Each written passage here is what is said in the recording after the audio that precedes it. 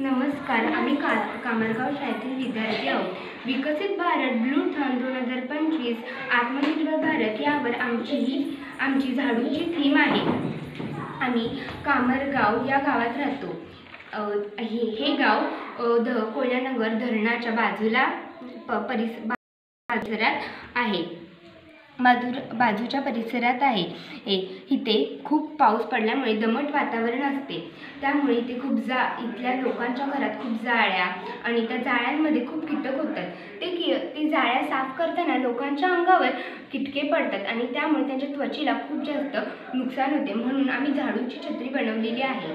झाडूची छत्री बनवण्यासाठी लागणाऱ्या वस्तू: तुटलेली छत्री, एक झाडू, 2 दांडे आणि रशी.